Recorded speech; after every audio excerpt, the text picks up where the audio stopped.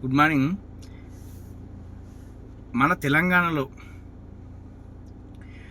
రోజుకొక్క కొత్తదనం, అంటే రోజుకొక కొత్త పనికి మళ్ళే దానికి తెరలేపడము రేవంత్ రెడ్డిది ఒక ప్రత్యేకత. ప్రతి దాన్ని కూడా కొత్తగా ఏమున్నది అంటే ప్రాజెక్టులు కాదు, అభివృద్ధి కాదు, డెవలప్మెంట్ కాదు, ఇది కాదు. కొత్తగా ఎవరిని ఇల్లు ఎట్లా గులగొట్టాలి, ఎవరిని ఎట్లా రోడ్డు మీదకి తీసుకురావాలి, ఎవరిని ఏం చేయాలి, ఎవరిని తీసుకుపోయి జైలు వేయాలి, ఎవరిని ఏం చేయాలనేది ఇదే లొల్లి తప్ప, ఇదే బొబ్బ తప్ప. మనోడే మన కొత్తదనం ఏమైనా డెవలప్మెంట్ చేస్తాడా అంటే ఏం లేదు. నేను రోజు చూస్తా వేటు న్యూస్లో, రోజు ఒకటి వస్తుంది. ఏమొస్తుంది? మెసేజ్ వస్తుంది, అభివృద్ధి పథకాలు ఈరోజు నుంచి స్టార్ట్. తనంతా నేను అనుకుంటాను ఏమో తెలంగాణలో ఏమో రా అనుకుంటా. ఆ దళిద్రం చూస్తే ఆ దళిద్రం కుదరని, ఆ దళిద్రం చూస్తే ఇవందిరా దళిద్రం అంటే ఏపీ చంద్రబాబు నాయుడు ఉంటుంది. అది మనం దళిద్రం ఏముండదు, మనది మంచి పని ఏముండదు, మన పనికి మళ్ళీ లెక్కలు ఏముండవు. ఇవంది ఉన్నదిరా అది చూస్తే చంద్రబాబు నాయుడుది. తెలంగాణ కొత్త పథకం అమలు, కొత్త పథకం లాంచ్, దీనికి శంకుస్థాపన, కొత్త పథకాలు లాంచ్ చేస్తున్నాము. ఈరోజు ఈ పథకం స్టార్ట్, ఈరోజు దీన్ని పునరుద్ధరిస్తున్నాము ఈరోజు అని ప్రతిది కూడా ఎవరు బేటు న్యూస్లో రాగానే నేనేమనుకుంటా మన తెలంగాణ ఉందేమో, ఇది మన తెలంగాణ రాష్ట్ర ముఖ్యమంత్రిదేమో అని అనుకుంటా. మనది ఉండదు, మనది బొబ్బు ఏముంటుంది అలా వేటు న్యూస్లో రాగానే ఈ ఇల్లు గులగొట్టే, ఈ పనికి మళ్ళీ లెక్క చేసే, ఈ పనికి మళ్ళీ. అరే బాబు, నిజంగా చెప్తున్నా ఏమని అనుకోండి, ఇది తెలంగాణ కోరి మార్పు కావాలని తెచ్చుకుని తెలంగాణ ప్రజలకు ఇంచుమించుగా అయితే బుద్ధి లేదు. మార్పు అన్నారు. అరే నిజంగా చెప్తున్నా, ఇంకోటి చెప్తున్నా, ఒకటి కొండ నాలుకకు మందేస్తే ఉన్న నాలుక ఊడి పోయినట్లే.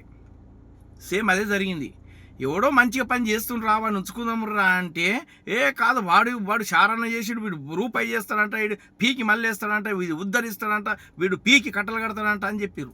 ఏం చేసిర్రా? మొత్తం సర్వనాశనం దెంగిరు మొత్తం. తెలంగాణ మొత్తం 50 ఏళ్ళ ఇంటికి పోయింది. ఏం లాభం చెప్పు? ఆ యూట్యూబ్లో చూస్తే తిట్లు చూస్తే, మా ఇల్లు కూలిపోయిన ఆవేదన చూస్తే కండకు నీళ్ళు వస్తున్నాయి. వాళ్ళ ఆవేదన అన్నదారితం అంటే ఘోరంగా వాళ్ళ ఆవేదన. ఆ తిట్లు చూస్తే రేవంత్ రెడ్డి పెన్లాం కానీ వాళ్ళ బిడ్డ కానీ చూసిందనుకో పక్క ఊరేసుకుంటారు వాళ్ళు. ఇక ఊరేసుకోలేరనుకో ఏమనలేం, మనం దానికి కామెంట్ చేయలేం. ఊరేసుకోలేరంటే అంత దళిద్రమైన తిట్లు తిడుతున్నారు వాళ్ళు, ఏ టు జెడ్. అంత దళిద్రంగా అయితే మనిషి ఉండకూడదు, అంత దళిద్రంగా అయితే తిడిపించుకోకూడదు. నిజంగా చెప్తున్నా, అంత దళిద్రం అంటే ఘోర దళిద్రం అది తిట్టుడు. అయితే ఎందుకు తిడుతారంటే వాళ్ళ ఆవేశం తప్ప ఏం లేదు. ఒక ఇల్లు రూపాయి ఒకతనం వేసి కట్టుకుంటే గూల కొడితే ఆ పెయిన్ ఎట్లుంటుంది అని ఆ ఇంటి వాడిని కట్టుకున్నానికి తెలుసు. ఈ కొడుకులో ఎవడైతే గూడిపిస్తుండో వానికి తెలియదు అది పెయిన్. తెలుసు ఆ ఇల్లు నేను కూడా కట్టినా కాబట్టి నాకు తెలుసు అది పెయిన్ ఎట్లుంటుంది అనేది. మండుడు కాదు, వాడు కనిపిస్తే ఏదో చేయాలనిపిస్తుంది, అంత ఉంటుంది ఆ పెయిన్. ఎందుకంటే ఈ పొద్దు రేపు రూపాయికి 2 రూపాయలకు ఇల్లు కావట్లేదు. ఇల్లు చేసి చూడు, ఇల్లు కట్టి చూడు, పెళ్లి చేసి చూడు అంటారు పెద్ద మనుషులు.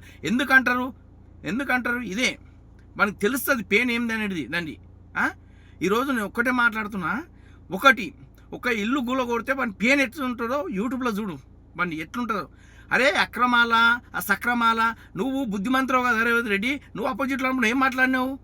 దానికి ఒక చట్టబద్ధత ఉంటుంది. గులగొట్టు ఎందుకు గులగొడుతుడు కేసీఆర్, ఎందుకు చేస్తుండు అని చెప్పినావు.